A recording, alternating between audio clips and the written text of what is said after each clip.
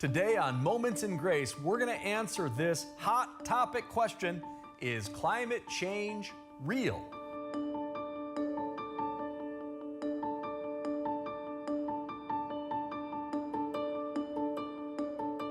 Climate change. I find it interesting that we call it that now because we used to call it global warming.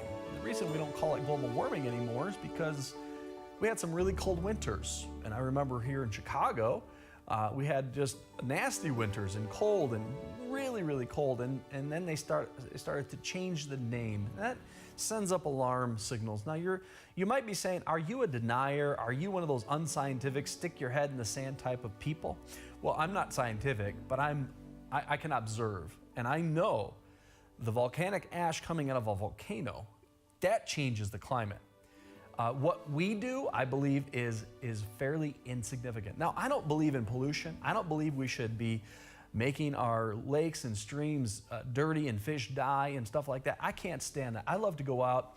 I'm an outdoorsman and I enjoy the woods and the lakes and the clean water. I enjoy that, and I think it's how we should be as good stewards. But what's sad to me is that we are spending so much effort in making sure the environment is protected that we're not investing in making sure that our unborn children are protected. Did you know that because a man was harvesting or picking up the eggs of an endangered species turtle, that he was charged and he tried to fight it by saying that they're unborn? And they said, well, it doesn't matter, they're still part of the Endangered Species Act, and he was charged and he had to pay that penalty. What's bothersome to me and to many people is that we have not protected the human unborn in that same category.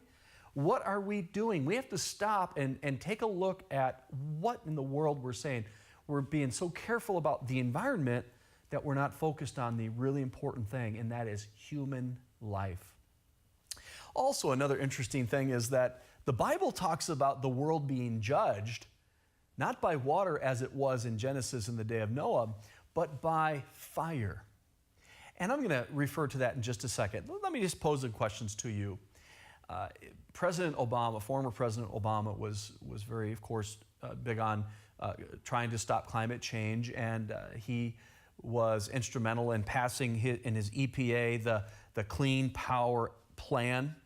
And the question I have for you is this: how much would the EPA's Clean Power Plan have reduced the pollution, or how would it have changed the average global temperature? The answer to that question is their Clean Power Plan would have zero effect on the average climate temperature of the globe. Now that's bothersome to me. And then the Paris talks. Here's another question. How much would the full implementation of the Paris Climate Agreement, how much would that have reduced the average temperature on the globe after it was fully implemented, which, by the way, would have taken the rest of the century? And then how much would it have cost to implement that plan? The answer: that full plan would have decreased the global temperature by 0.3 of a degree Fahrenheit. 0.3. Do you know what that means? That means per tenth, we're talking about $20 to $45 billion to decrease it by 0.1 of a degree Fahrenheit. Folks, we're losing our minds with this. And again, there is a day when the earth will be burned up. That's real global warming. And that's found in the Bible here in 2 Peter chapter 3, verse 7. But the heavens and the earth, which are now by the same word, are kept in store, reserved unto fire against the day of judgment and perdition of ungodly men. That should be our big crisis that we're trying to avert. To see that God is serious when he talks about judgment, that God has patience and is forbearing because he's not willing that any should perish, but there is an end to his patience. And one day he is going to destroy this earth with a fire, as it just said.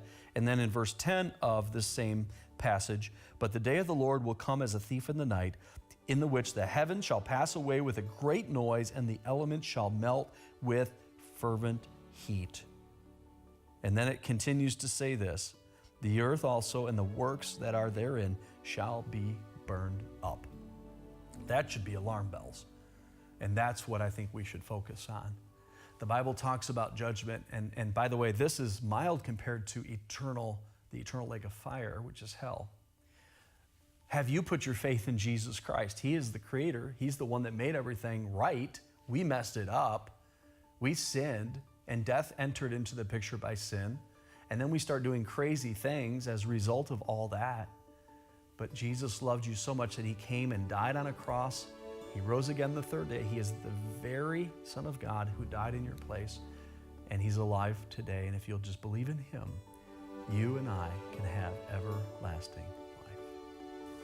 Thanks for watching Moments in Grace. If you haven't already subscribed to our channel, go ahead and click that subscribe button down below. And feel free to leave a comment and like. See you on the next episode of Moments in Grace.